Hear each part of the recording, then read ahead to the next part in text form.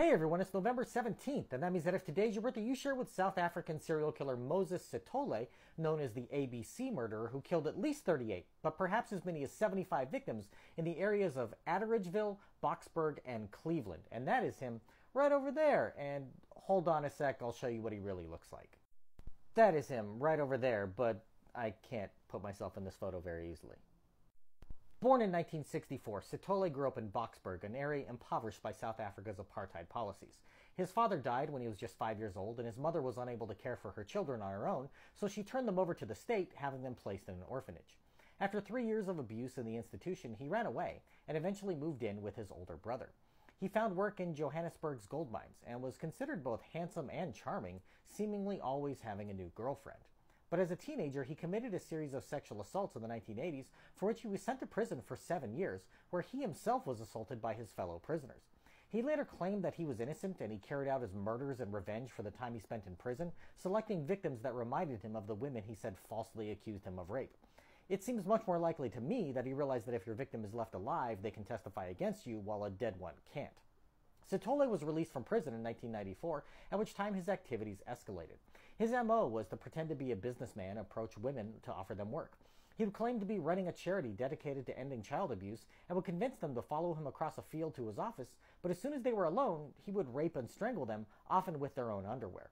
In the span of a year and a half, he had well over 30 victims, causing a media sensation and nationwide panic, causing the newly elected President Nelson Mandela to visit the area and ask the public for their help in capturing the culprit.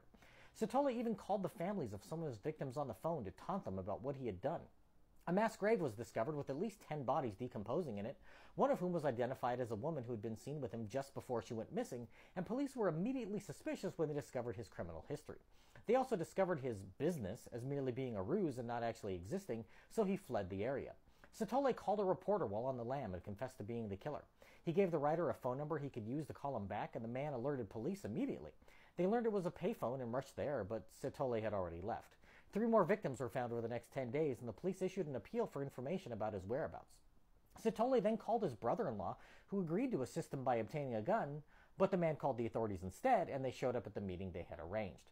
Sithole sensed the trap and attempted to flee, being shot twice when he tried to attack the police with an axe. Under questioning, he confessed to 38 murders, 40 rapes, and 6 robberies, though investigators believe the number of murders could be as high as 75.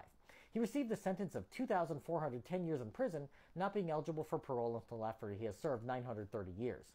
The now 59-year-old Sithole is incarcerated in a maximum security prison in Bloemfontein, where it was learned that he is HIV positive. He had a wife and child who were also infected, but they were unable to receive health care since they had yet to turn 65, the age at which South Africa gives its citizens free treatment. They are both now dead from complications due to AIDS and could perhaps be considered his last 2 victims. If this is your birthday, I hope you have a great day. Leave me a comment so I can wish you a happy birthday. If you know someone whose birthday it is today, send them this video so they can find out all about their birthday twin. And to Moses Sithole, I say, happy birthday, you bastard.